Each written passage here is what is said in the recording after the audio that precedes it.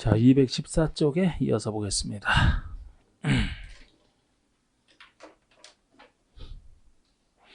자, 양가로 이번에 제목은 임의사항이라고 되어 있지만 이제 허가를 받지 않아도 되는 사항으로 기억하시면 돼요. 다음에 어느 하나에 해당하는 행위는 위에도 불구하고 허가를 받지 않고 할 수 있다. 결국 허가 없이 할 수 있는 행위를 얘기합니다. 허가 대상이 아닌 경우를 얘기하죠. 이것도 국회법이랑 비슷한데 이제 차이점으로 해봤자 그대로 이해하시면 돼. 그대로 사업에 지장을 안 주는 것들을 이렇게 생각을 하시면 됩니다. 그래서 동그라미 1번에 재해복구나 재난수리를 한 응급조치 어디서나 응급조치 성격상 허가받을 필요 없다는 것 똑같다 그랬고요. 동그라미 2번에 이제 0에서 정하는 게 있는데 기업권 보시면 농림수산물 생산에 직접 이용되는 것으로서 간이 공작물이 있어요. 보통 공작물 설치가 원칙적으로 허가 대상입니다만 이건 왜 허가 대상이 아니냐? 간이 공작물, 간단한 간이 공작물이기 때문에 이것도 이제 농림수산물 생산에 직접 이용되는 이 농림수산물 생산에 직접 이용되는 간이 공작물이 예를 들어 고추 건조장 제가 이런 얘기를 들었었잖아요. 국토교통부 대형 규칙이기 때문에 이런 거 직접 보면 잘 안 됩니다만 음성이 고추가 유명한데 그 고추를 건조하는 고추 건조장이라든지 이런 거 간단한 공작물을 얘기합니다. 생업에 관련된 간단한 공작물이기 때문에 허가 대상 아니다 이렇게 보시면 돼요. 그리고 경작을 위한 토지 형질 변경 경작하기 위한 형질 변경이니까 아니다. 똑같습니다. 국회법이랑. 결국 아까 기업권의 간이 공작물도 우리 국회법에서 그 영의자 하는 경면행위를 안 했습니다만 거기에 들어가는 얘기랑 똑같은 거예요. 그리고 비슷한 겁니다. 디귿번에 여기만 따로 나와 있는 게 디귿 리을 미음인데요. 따로 나와 있어서 그대로 해석만 하시면 돼. 디귿번은 도시벌구역의 개발에 지장을 주지 않고 자연경관을 훼손하지 않는 범위 내에서 토석지치를 얘기합니다. 왜 이건 허가 대상이 아니냐? 토석지치인데 개발에 지장을 주지 않는다기 때문에 개발에 지장을 주지 않기 때문에 가벼운 겁니다. 그 다음에 리을번이 도시발구역에 남겨두기로 결정된 대지에서 물건을 쌓아놓는다. 아무리 옮기기 어려운 물건이라 할지라도 어디에 쌓아놓느냐? 남겨두기로 결정된 대지이기 때문에 시행자가 사업을 할 때도 손댈 땅이 아니거든요. 손댈 땅이 아니니까 이곳에 아무리 물건을 많이 쌓아놓더라도 사업에 지장을 안 주는 거 아닙니까? 그리고 관상용 중목에 임시식재가 있어요. 관상용목에 임시식재. 중목의 식재는 원칙적으로 허가 대상입니다만 요거는 왜 아니냐? 임시식재라. 관상용 중목의 임시식재라 가벼운 겁니다. 그런데 이것도 혹시 화로 속에 경작지에서 임시식재 요 얘기가 나오면 경작지가 들어가면 여기서 제외되고 제외된다는 것은 허가를 받으라는 얘기가 되거든요. 그래서 이것도 직접 낸 적이 있단 말이에요. 이게. 경작지가 들어가면 아무리 임시식재라도 허가를 받아야 됩니다. 경작지가 농사짓는 땅이 경작지, 농사짓는 땅이 경작지입니다. 그러면 관상용목을 그런데 그 농사짓는 땅이 농지인데 농지법 개념에서 나중에 농지법에서 농지 개념을 보시면 관상용 중목을 키우는 땅이 농지 용도로 쓰이는 거예요. 그럼 아무리 임시식재라도 원래 그 농지 그 용도 그대로 쓰는 것이기 때문에 임시라는 기간에 비례해서 보상을 해줘야 되거든요. 그래서 경작지가 들어가면 다시 허가 대상이 됩니다. 그리고 그 밑에 나와 있는 것은 아까 기업과 관련된 얘기죠. 농업용 간이공작물 그냥 느낌 혹시 잡아서 비닐하우스나 양잠장이나 양잠장 발음이 좀 뭐한데 누에 기르는 데가 양잠이죠. 누에 기르는 곳, 고추등 건조장, 고추 건조장, 예를 들어서 버섯재배사 등등, 퇴비장, 탈곡장, 종모배양장, 생업에 관련된 간이공작물. 척 봐도 이런 것들에 대해서 무슨 허가를 받게 하겠습니까? 그리고 기득권 보호가 나와요. 기득권자 보호. 이렇게 도시개발구역이 지정돼서 이렇게 통제에 들어갈 때 요 구역 지정 전에 어떤 행위를 할 수 있는 자를 기득권자를 어느 선에서 보여줄 것이냐. 항상 착수사업보는 똑같은데 여기는 30일 내 신고하면 됩니다. 30일 내 신고. 이거는 도시개발 정비구역과 똑같아요. 자, 여러분 국계법에서 도시군 관리계획 들었었을 때 기득권자 보호는 원칙은 그냥 할 수 있다. 시수 두 가지는 3월 내 신고였어요. 근데 요거는 30일 내 신고거든요. 구조는 똑같아. 허가를 받아야 되는 행위로서 구역 지정고시 당시 이미 허가를 받거나 허가를 받을 필요가 없는 행위에 대해서 그냥 할 수 있는 행위에 대해서 착수한 자로 보여주는 건 똑같아요. 착수한 자는 구역 지정고시 된 때로부터 30일 내 특권시장소에 신고하고 해서 30일 내 신고. 국계법의 원칙과 비교하면 30일 내 신고가 좀 더 까다로운 거고, 국계법의 예외인 시수 두 가지 구역에 대해서는 3월 내 신고라는 것과 비교해봐도 그것보다는 이게 까다로운 겁니다. 3월 내 신고라면 3월 지나기 전에만 신고하면 할 수 있잖아요. 이건 30일 내 기간이 짧은 게 더 까다로운 거죠, 그죠? 이건 30일만 지나도 이제 혜택 못 받잖아요. 30일 내 신고해야 되기 때문에 특별법인 개발법, 정비법에서는 좀 더 기득권자 보호도 좀 더 까다롭다. 그냥은 안 되고 신고는 신고인데 30일 내 신고다. 3월이 아니고 30일이잖아요. 약 한 달. 자, 그 정도를 보시면 되고요. 지정 해제 얘기도 이제 해드릴까? 도공육번의 구역의 지정 해제? 이것도 뭐 출제 빈도 따지면 사실 5, 6월 달에 해도 됩니다만, 가능하면 조금이라도 더 언급을 하면 5, 6월 달에 그만큼씩 편해지기 때문에, 자, 구역의 해제 하겠습니다. 자, 우리 구역의 해제라면은 지금 도시개발 구역 지정으로 인해서 이렇게 의제되는 효과를 보셨는데, 이 정해졌던 지정된 도시개발 구역이 해제가 된다라면 이 해제된 것으로 보는 사유는 크게 두 가지 사유예요. 크게 두 가지 사유입니다. 해제된 것으로 보는, 해제된 것으로 의제되는 이 사유는, 해제 의제는 사유는 크게 두 가지예요. 사업이 미시행 시, 항상 그렇잖아요. 사업이 미시행 시, 반대로 사업 시행이 완료됐을 때, 이 두 가지 사유가 있지 않습니까? 사업이 안 되고 있다라면은 구역 해제를 통해서 바로 사업 시행을 촉진하겠다는 얘기고, 사업 시행이 완료가 됐는데 이 구역을 유지해서 뭐 합니까? 이렇게 서로 상반되는 두 가지 사유가 있고, 그럼 이 두 가지 사유에 따라서 해제가 됐을 때 그 해제는 효과는 우리 앞에서 얘기했던 원리랑 똑같아요. 만약에 구역 지정으로 의제됐던 이 효과가 구역이 해제된 것으로 보게 되면 이 의제됐던 이 효과를 어떻게 처리할 것이냐. 사업이 미시행으로 해제가 됐다면 미시행으로 해제가 됐다면 과거 지역으로 환원된 것으로 본다. 과거로 되돌아가야 됩니다. 환원 또는 폐지된 것으로 봐야 돼요. 그런데 사업 시행이 완료가 돼서 해제가 됐다면 환원된 것으로 봐서는 안 된다 그랬죠, 그죠? 유지가 된다 그랬죠. 이 원리는 지역 용도지 갈 때 했던 원리 다 똑같다 그랬잖아. 사업 시행이 안 돼서 해제가 됐으면 과거 지역으로 환원된 것으로 봐야 되고, 환원된 것으로 봐야 되고, 사업 시행이 완료가 돼서 해제가 됐다면 사업이 끝났는데 과거로 되돌리면 어떡합니까? 환원된 것으로 보지 아니한다. 이 원리는 똑같아. 이 사유에서도 이 사유는 간단해. 여기서 나오는 숫자 정도를 이 틀 속에서 기억하시는 게 필요합니다. 여기는 간단해요. 보통 그럼 여러분 사업 시행이 완료가 되면 요 혼용을 섞어쓰는 여기랑 여기는 어떻습니까? 언제 공사가 끝나요? 공사 완료 공고가 돼야 끝나지. 제가 여기 안 적어놨지만 공사가 끝나면 중공검사를 받고 중공검사 통과하면 공사 완료 공고를 하고 있죠? 그러니까 보통은 공사 완료 공고 다음날 보는 거 똑같잖아. 공사 완료 공고 다음날. 그런데 환지에서만큼은 공사 완료 공고 이후에 환지 처분하니까 공사 완료 공고가 됐다고 끝나는 게 아니에요. 환지 처분이 돼야 되고 환지 처분 공고가 돼야 끝나는 겁니다. 여기서는 이때가 되잖아. 그래서 보통이라면 공사 완료 공고 다음날 해제, 환지 방식으로 한다면 환지 처분 공고일 다음날 해제. 이게 사업 시행이 완료됐을 때 해제 사유란 말이에요. 이건 간단합니다. 이건 이론으로 하시면 돼. 미시행 시 해제는 지금 구역이 지정된 상태에서 사업을 안 할 때 아닙니까? 그래서 요거 할 때가 여기다가 표시를 하면, 이 틀 속에서 표시를 하면, 자, 지금 구역이 지정된 상태에서 해제를 논하는 거예요. 구역이 지정된 상태에서 해제를 논하는 겁니다. 구역이 지정되면 빨리 사업 시행하라. 핵심 절차인 사업 시행호를 따기 위한 실시계획 인가 신청을 빨리 들어가라.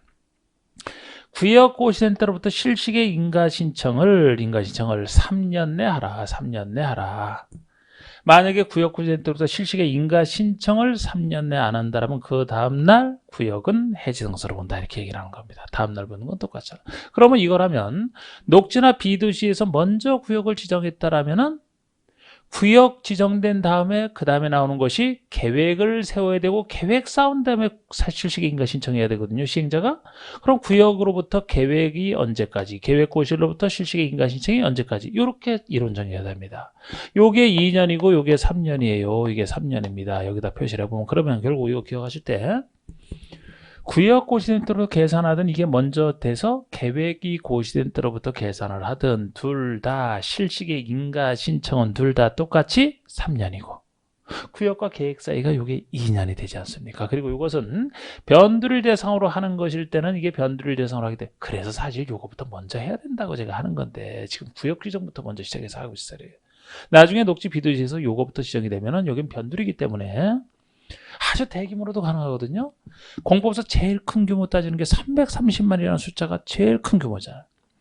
대상이 330만 제곱미터 이상이라면 아주 넓기 때문에 그때는 2년, 3년보다는 좀 더 기간을 연장해서 둘 다 5년으로 되는 것은 면적이 330만 이상일 때고 이 사유로 인해서 해제가 됐다라면 과거 지역으로 환원되거나 도시지역은 저절로 농림지역으로 요거는 폐지된 것으로 봅니다. 이렇게 나가는. 그래서 이거를 숫자기 하는 게 힘들잖아요. 요 틀 속에서 이렇게 자꾸 이렇게 틀 속에서 정해놓고 요걸 자주 봐서 하는 수밖에 없는 거예요. 어쩔 수 없잖아요. 이거는 뭐 제가 이걸 공법을 입법한 사람이라면 숫자를 뭐 통일하거나 아주 편하게 해놨을 텐데 이게 다 제가 거기잖아요. 자 보세요. 해제 사유에서. 자 215쪽의 해제 사유 중에서 저라면 나중에 제 요약서도 이렇게 보시면은 해제 사유도 이렇게 사업 미시행시 시행 완료시로 딱딱 나눠가지고 이렇게 해놨을 거예요 아마. 여긴 그냥 전체로 섞어놨죠. 양가로 1번에 도시발구역 지정은 다음에 언안에 규정된 날의 다음 날 해제는 다 똑같은데 이 중에서 동그라미 2번이 이게 사업시행 완료 해제 사유고 나머지는 다 미시행이거든요. 그러니까 동그라미 2번부터 보시면 도시발사업의 공사 완료 공고일 다음날. 근데 괄호 속에 환지 방식에 의한 사업이라면 환지 처분 공고일 다음날이 된다는 얘기죠. 이게 사업시행 완료고 나머지 1번이 구역 고시된 때로부터 3년이 될 때까지 실시계 인가를 신청하잖아요. 이거 구역 고시된 때로부터 3년 내 실시계 인가를 신청하지 않을 때 항상 해제 이런 시료 사유에서는 어느 때로부터 무엇이 몇 년 내에 없는지를 요걸 잘 보셔야 돼요. 요게 수의 구역과 실시계 인가 신청 사이 3년을 얘기하는 겁니다. 그리고 양가로 2번 얘기는 다음에 어느 하나에 규정된 날에 다음 날 해제된 것으로 본다 해서 이것이 구역 지정 이후에 개발계획 수립하는 전제로 한 예외 규정이거든요. 그 중에 동그라미 1번이 구역 고시된 때로부터 2년 내 개발계획 고시하지 않을 때 구역과 계획 사이 2년을 얘기하는 겁니다. 그리고 동그라미 2번은 계획 고시된 때로부터 3년 내에 실시계 인가를 신청하지 않을 때 계획과 실시계 인가 신청 사이 3년을 얘기하는 겁니다. 그런데 둘 다 무슨 말이 붙어 있어요? 이 둘 다 구역 면적이 330만 이상이면 각각 5년으로 한다는 말이 붙어 있고 이건 330만 이상일 때만이고 그리고 양가로 2번에 동그라미 1번 보시면 양가로 2번에 동그라미 1번 보시면 도시발구역의 지정이 해제된 경우에 그 구역에 대한 그 아랫줄 용도지역 및 치고 다니기 구역은 아까 지정된 용도지역 및 치고 다니기 구역은 그 구역 지정 전의 용도지역 및 치고 다니기 구역으로 각각 환원되거나 폐지된 것으로 본다. 과거로 되돌린다는 얘기 아닙니까? 다만 도시발사 공사 완료 공고일 환지 방식일 때는 환지 처분 공고일 다음 날에 해제 의지된 경우는 환원된 것으로나 폐지된 것으로 보지 않는다. 그러니까 사업이 미시행된 것으로 보는 걸 전제로 해서 환원된 것으로 보는 것이고 사업 시행이 완료가 돼서 해제가 됐다면 환원 폐지된 것으로 보지 아니한다. 이건 너무 똑같은 논리죠 이거는. 그러니까 여기서는 이제 그 숫자랑 관련된 것만 알아두시면 나머지는 뭐 다 비슷한 얘기 아니겠습니까? 이게 구역 지정에 대한 얘기가 이제 끝났어요. 그러면 넘겨보시면 이제 계획 파트가 나옵니다. 계획 파트에서. 자, 원칙 보세요. 지정권자가 구역을 지정하려면 개발계획을 수립하라. 그래가지고 구역을 지정하기 전에 뭐부터 하라는 거예요? 개발계획부터 지정권자가 수립하는 거죠. 그래서 지정권자가 개발계획 수립하고 나서 구역 지정하라. 이게 원칙적 순서가 되는 겁니다. 그런데 여기서도 중요한 게 예외. 이거잖아요, 이거. 구역부터 지정을 하고 나서 개발계획 수립할 수 있는 예외규정. 어느 때냐, 녹지, 비도시 등. 요거를 많이 냈던 양가로 2번입니다. 개발계획을 공모할 때 하나 있고요. 개발계획 공모하거나 다음 지역에 구역 지정할 때예요. 그러니까 개발계획 공모하거나 다음에 박스 5가지, 6가지 경우죠. 이 경우에는 도시개발구역을 지정한 후에, 먼저 구역을 지정한 후에 개발계획을 수립할 수 있다. 구역을 먼저 지정하고 개발계획 수립할 수 있다. 이 중에서 1, 2, 3번, 1, 2, 3번, 5번이 1, 2, 3, 5가 주로 녹지 비도시라고 제가 표현했던 것이고, 그리고 개발계획 공모가 있고 4번이 있는 크게 세 가지가 되는 겁니다. 자, 이건 일단 개발계획 공모할 때는 개발계획을 일반 국민들 대상으로 공개 모집하는 게 공모죠. 행정청이 개발계획 수립을 할 때는 본인이 지정권자이기 때문에 어디에 지정할지를 알기 때문에 여기에 대한 개발계획 본인이 스스로 잘 만들 수 있어요. 그러나 개발계획을 공개 모집한다면, 공개 모집해서 그걸 여기다 반영하려고 한다면, 공개 모집에 응할 일반 국민들은 행정청이 아니기 때문에 어디에 구역 지정할지를 몰라요. 모르는 상태에서 무슨 개발계획을 훌륭하게 만듭니까? 그래서 공모할 때는 사실 구역을 먼저 지정해주고 여기다가 구역을 지정할 예정이니까, 지정할 테니까 이곳에 개발계획을 한번 수립해봐라. 이렇게 하는 게 맞거든요. 그래서 개발계획 공모할 때는 당연히 구역부터 지정할 수 있다고 보시면 돼요. 그리고 제가 녹지 등 속에 들어가고 녹지 비도시라는 말을 주로 이제 여기서 내는데, 아까 봤듯이 2단계에서는 아직 계획 단계이기 때문에 사업에 지장을 주는 것들 통제할 필요가 없어요. 투기 포함한 사업에 지장을 주는 것들을 이때부터 통제한다 했잖아요. 아까 구역이 지정돼 여러 가지 사적 개발 행위를 통제한다고 했습니다. 이게 투기 통제를 포함한 사업에 지장을 주는 걸 막는 행위인데, 구역이 지정돼야 그걸 하는 게 보통이에요. 그러나 그래서 녹지 비도시에 도시개발 사업을 한다라면은 기존의 주상공에다 개발할 때보다는 녹지 비도시에 도시개발하게 되면은 이 가격이 훨씬 많이 올라가기 때문에 투기하는 사람들은 더 몰릴 수 있다고 봤어요. 주상공에 개발할 때보다 녹지 비도시에 개발할 때가 투기하는 사람들이 더 몰릴 수 있기 때문에, 이때도 원칙은 이렇게 한다니까요. 예외적으로 할 수 있는 경우로 하면은 투기 우려 때문에 먼저 구역을 지정해야 아까 통제 들어간다 그랬잖아. 기습적으로 먼저 구역을 지정해서 투기 방지를 위한 것 포함한 사업에 지장 안 주는 것들을 막아놓고 나서 그 다음에 개발계획 수립하게 되면 훨씬 효과적으로 투기 등을 막을 수 있다. 그래서 주로 녹지 비도시 할 때가 구역부터 지정할 수 있다, 이 느낌. 그래서 1번이 자연녹지고 2번 생산녹지가 3번에 비도시 지역을 얘기하지 않습니까? 녹지와 비도시. 2번에 생산녹지는 30% 이하일 때만 아까 구역 지정할 수 있다 그래서 이렇게 나와 있는 것이고, 뭐만 없어요. 보존녹지만 아예 없는 게, 보존녹지는 아예 지정할 수 없는 땅이라 아예 여기에서 없는 것이고, 주로 녹지와 비도시 이렇게 표현했던 겁니다. 그런데 제일 많이 낸 게 5번이에요. 5번. 1, 2, 3번은 주로 녹지 비도시 전체를 대상으로 하지만 5번은 주상공이 섞여 있더라도 조금 섞여 있어서 대부분이 녹지 비도시일 때 그 느낌이거든요. 그러면은 동그라미 5번이 도시개발구역에 포함되는 주상공 면적 합계가 주거지역, 상업지역, 공업지역, 주상공 면적 합친 것이 전체 도시개발구역 지정 면적의 30% 이하인 곳을 얘기합니다. 30% 이하. 제가 공법에서 작다는 것의 한도, 그 한도를 넘어서면 조금 커지는, 조금 큰 거, 반대로 작다는 것의 한도, 요거 주로 3분의 1 또는 30% 둘 중에 하나를 주로 쓴다 그랬어요. 통일하지 않고. 엄밀하게는 3분의 1은 33.333%니까 30%는 조금 크지만 3분의 1 또는 30%둘 중에 하나로 쓰고 요거를 차이점을 서로 바꿔서 내지는 않기 때문에 지문에 나왔을 때 여기는 작다는 것의 한도, 주상공이 작아야 된다, 조금이라도 커서는 안 된다, 작아야 된다, 30% 이하 이렇게 보시면 돼요. 전체 30% 이하라는 얘기는 대다수인 70% 이상이 녹지 비도시라는 얘기가 되거든요. 그래서 이걸 갖고 주로 바꿔서 많이 냈어요. 구역을 지정한 이후에 개발계획 수립할 수 있는 그런 곳이 아닌 곳은 하면서 낼 때 주로 이거를 최근에 제일 많이 바꿔냈단 말이에요. 예를 들어서 주거지역이 전체의 40%다 이렇게 표현하게 되면, 요새 구체적인 숫자를 물어보니까 40%라면 30% 이하인 곳이 아니죠. 그래서 틀리게 내는. 그리고 4번은 요새는 잘 안 쓰는 거지만 그냥 항상 이건 혜택 주는 걸로 기억하시면 됩니다. 동그라미 4번의 국장이 국가 균형 발전을 위해서 중앙행정기관 장과 협의하여 도시보육으로 지정하는 점. 요 사유에서만 괄호 속의 자연 환경 보전 지역은 요 사유에서만 안 된다는 얘기고, 이것이 옛날 지방 발전시키고자 국가 균형 발전, 수도권에만 발전이 많이 되었으니까 이거 얘기할 때마다 계속 얘기하는데 요새 잘 쓰지도 않아요.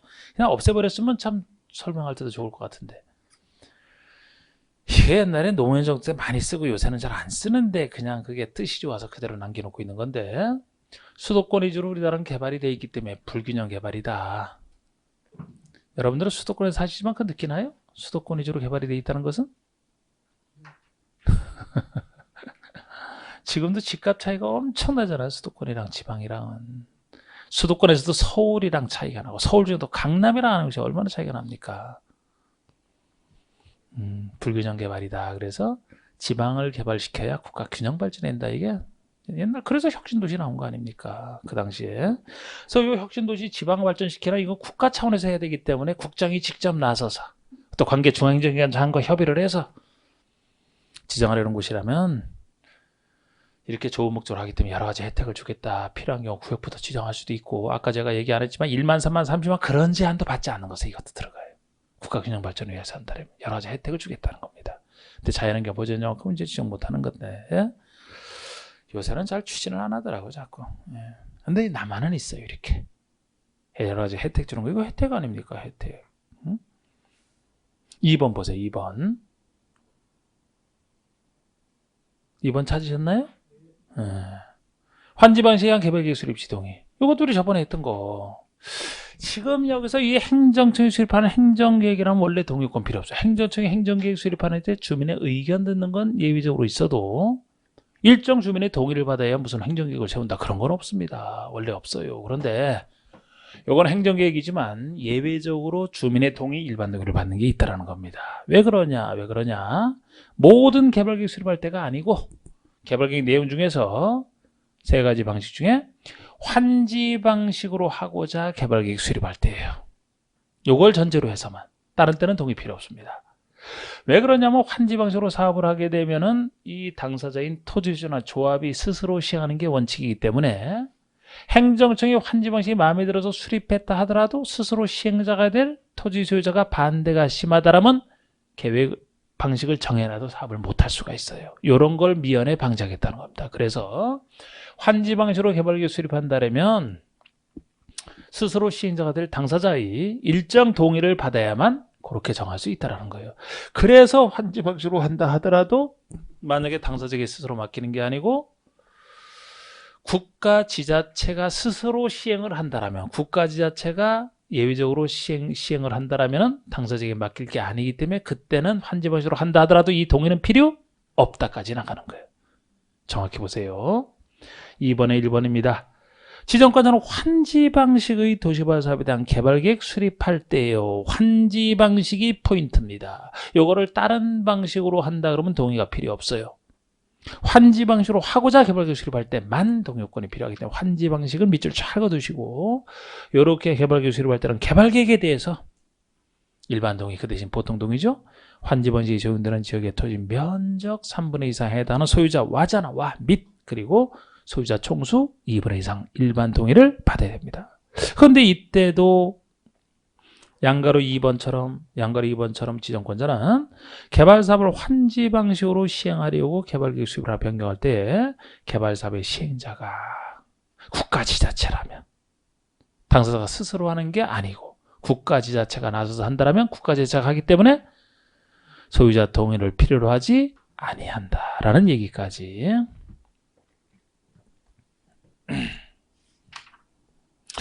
여러분, 그리고 여기 저 동의자 수 산정 방법이 참고에 나오는데, 이것이 일반 동의할 때 원래 저는 주로 조합 파트식을 다루고 있는데 여기서 할 때랑 지금 여기 동의랑 똑같거든요, 여러분. 자, 여기서 미리 나왔으니까 이거 한번 보세요. 이거 1, 2월에 제가 설명드렸었나요, 이거? 1, 2월에? 네. 그래서 우리 이 동의를 여기 지금 개발계획 수립할 때 이 동의지만 이따 조합의 설립인가 신청할 때도 설립인가 동의로 이게 유명하거든요. 요거 할 때 면적 3분의 1 소유자 동의인데 우리 면적 계산할 때는 국유지, 공유지, 국가 지자체가 소유하는 국유지, 공유지를 포함한 모든 면적 기준으로 합니다. 시행자 파트에서는 막 이거 제외한다 이런 얘기도 있지만 지금 이 동의요건 따질 때는 이 면적을 따질 때 국공유지를 포함한 전체 면적 기준으로 3분의 1 이상 동의라는 거. 그리고 소유자 총수 따질 때, 사람 수 따질 때 만약에 공유하고 있는 토지라면, 하나의 땅을 여러 명이 공유하고 있다라면 공유자 수대로 사람 수를 계산해서 안 된다 그랬죠? 하나의 땅인데 공유자 수대로 하게 되면 뭐 10명 공유하면 10표 말이 안 되잖아. 한 표가 돼야 되지. 만약에 공유자 수대로 하게 되면 공유하지 않은 땅이랑 공유하게 된 땅이랑 의결권 수가 달라져서 안 됩니다. 하나의 땅을 공유하고 있다. 대표자 한 명만으로 사람 수를 계산해야 돼요. 대표자 한 명으로. 그런데 주의하실 것은 당연한 얘기지만 민법상 그 특별법상 집합건물법에 의한 구분 소유자는 마치 땅 보면 이것이 공유 형태처럼 지분 형태로 돼 있지만 그거는 단독 소유라고 했죠. 단독 소유이기 때문에 그건 공유가 아니에요. 그거는 구분 소유자는 각각 소유자로 인정받는 겁니다. 그리고 이 하여튼 면적 계산할 때 이게 국유적으로 전체 면적으로 계산하기 때문에 여기도 마찬가지고 사유지 동의를 먼저 받고 이 동의 순서가 나오는 거예요. 민간인이 하는 것이라 주로 사유지 동의를 먼저 받고 그 수가 안 될 때 국공유지 관리청 동의를 받아라 이런 순서. 여기서 간단합니다. 그래서 여기서 보시면 이제 개발법 조합에서 쓰시는 건데 동의서 산정법으로 보시면 구역의 면적을 산정할 때 국유지를 포함하여 산정하는 거예요. 전체 면적으로. 다른 데선 제외되는 것도 있어요. 동의요건 따질 때는 국공유지 면적 포함해서 전체 면적으로 계산하는 겁니다.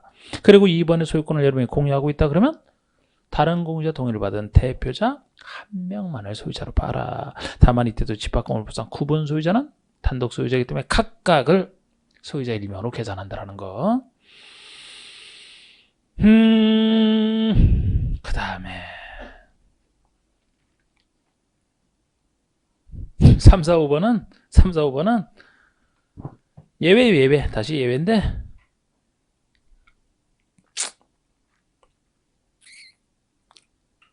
지금 여기서 이것도 드물게나 이거 하는 건데 여러분 이 동의를 했다래도 제가 철회 얘기는 한번 한 적이 있어요. 그죠?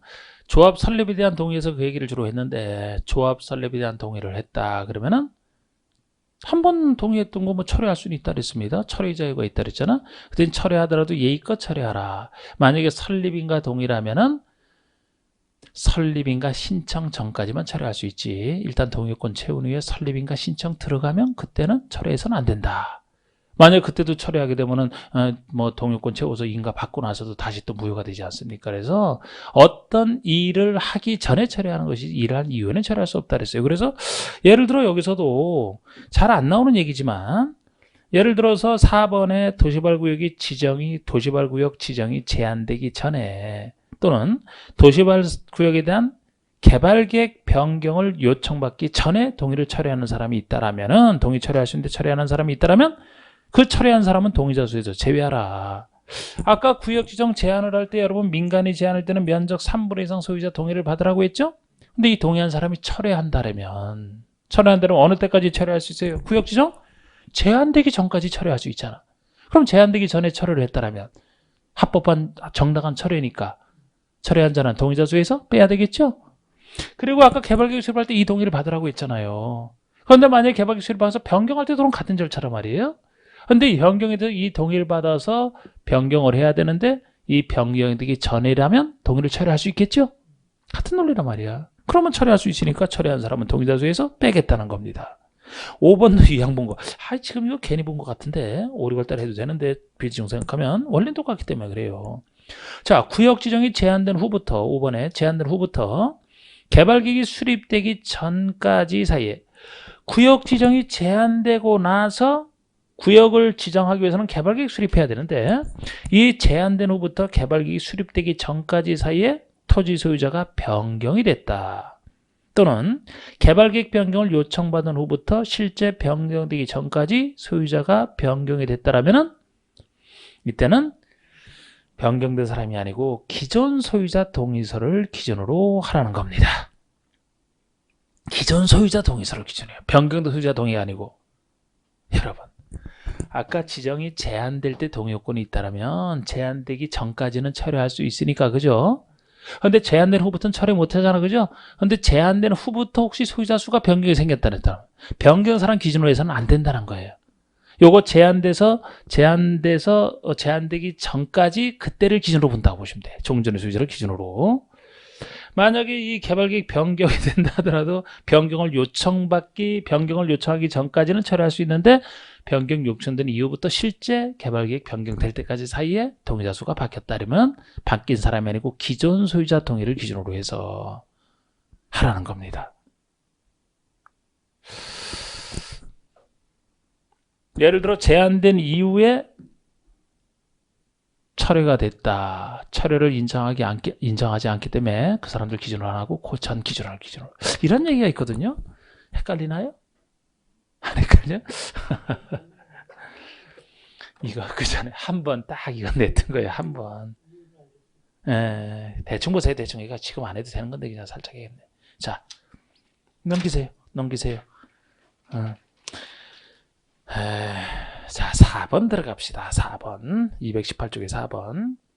개발계획에는 다음의 사항이 포함되어야 된다. 이게 개발계획 내용이에요.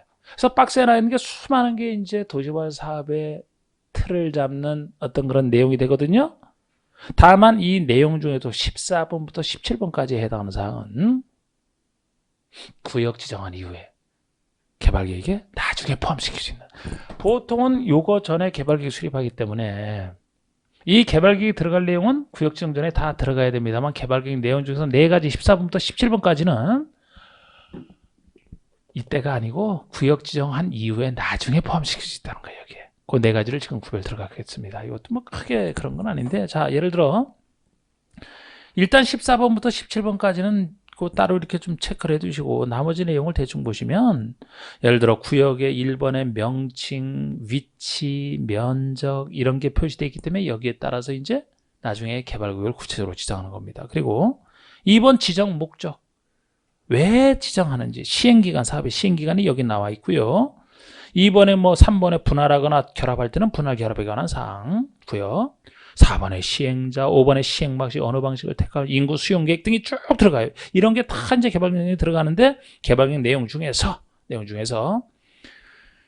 14번부터 17번까지 4가지는 구역 지정 이후에 나중에 포함되는 사항이 예외적인 경우인데, 이것도 어쩔 수 없어요. 이것도 어떤 느낌 잡는 답은 도시개발 사업의 여건 덜 중요하기 때문에 나중에 포함시킬 수 있다, 이렇게 보시면 되는 건데, 잘 나오는 건 아니고 이거는 두 문자 따는 게 편합니다. 자, 14번 보시면 도시개발구역 밖을 체크하세요. 밖을 동그라미 쳐두시고, 밖의 지역에 기반서를 설치할 때 그 비용 부담 계획이에요. 이건 밖이 포인트가 되는 겁니다. 그러니까 도시개발구역 안에 설치가 필요한 기반설이 있다. 그러면 이거는 당연히 예상했던 사업이 예상 범위 내에 속하거든요. 그런데 구역 밖에 기반서를 설치한다면 도시개발구역 밖이기 때문에 특수한 경우 아닙니까? 그럼 이 밖에 기반서 설치하니까 예상된 범위 내에 들어가 있지 않아서 그 설치 비용을 어떻게 부담할지, 그 비용 부담 계획을 얘기하는 거예요. 밖이 포인트가 된단 말이야. 두 번째 55번이 수용상의 대상이 되는 여러 가지 무엇을 사용할지 수용상의 대상이 되는 토지 등에 대한 그 세부 목록을 얘기합니다. 이걸 줄이면 수용사용의 대상이 되는 세부 목록이에요. 장차 도시개발 사업에서 무엇을 수용사용할지 세부 목록이 여기 개방된 내용 중에 하나입니다. 이건 수용상의 세부 목록이라 수용상의 수 체크하시고, 그 다음에 16번이 임대주택 건설계획 등 세입자의 주거생활 안정 대책이에요. 그러니까 임대주택을 건설하는 것도 세입자의 대책 중에 하나고, 결국 세입자의 주거 안정 대책을 얘기합니다. 세입자의 주거 안정 대책의 세 체크하시고, 그 다음에 17번에 순환개발 등, 순차적으로 개발하는 순환개발 등 단계적 사업 추진이 필요한 경우 그 사업 추진 계획 등에 관한 사항이니까 이건 줄이면 단계적 사업 추진 계획 등에 관한 사항이에요. 그죠? 단계적 사업 추진 계획에 관한 사항이 됩니다. 이게 단위의 단계적의 단. 그러면 지금 내용 중에 체크한 것이 박수, 세단 이렇게 되죠? 여러분 고급 승용차를 세단 있죠? 세단. 세단. 근데 이 세단인데 그 앞에 박수가 붙어 있죠? 박수 받으며 등장하는 세단 이렇게. 박수 세단. 박수 받으며 등장하는 세단 이렇게 기억하시면 돼요. 그 박수 아닌데요 그러지 말고 그냥 박수 세단. 이게 개발계획 내용 중에서 왜 여러분 연극을 해도 그 마지막에 끝날 때 이제 박수 받으며 등장하지 않습니까? 그 출연했던 사람들이 그것처럼 구역 지정 이후에 나중에 구역 지정 이후에 천천히 포함시킨 사항으로서 박수 받으며 등장하는 세단, 박수 세단 요것만 구역 지정 이후에 포함시킬 수 있다. 천천히 등장하는 이렇게 생각하시면 돼요. 그 다음에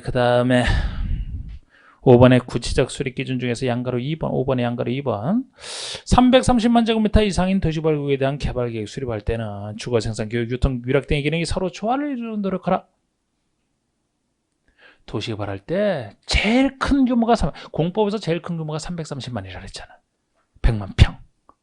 그러면 330만 제곱미터 이상인 도시발구역에 대한 개발계획 수립할 때는 워낙 넓은 땅이니까 반쪽짜리 어느 한쪽 기능을 가지는 그런 반쪽짜리 도시로 개발하지 말고 복합적 기능을 가지는 모든 도시 기능을 다 다루는 완전한 도시로 개발하라. 그런 뜻이 330만 이상이다 보시면 돼요. 그래서 예를 들어 주거 기능에 국한되어 있는 생산 기능 이렇게 하지 말고 여러 가지 기능이 서로 조화를 이루도록 해야 될 규모가 330만이다. 이렇게 보시면 돼요. 대규모니까. 그러면 계획은 끝났고 이제 시행자 파트 들어갑니다. 시행자 파트 들어가니까 좀 이쪽에서 5분 남았지만 쉬어도 될 것 같은데 그죠? 일단 쉬고 나서 시행자 들어가겠습니다.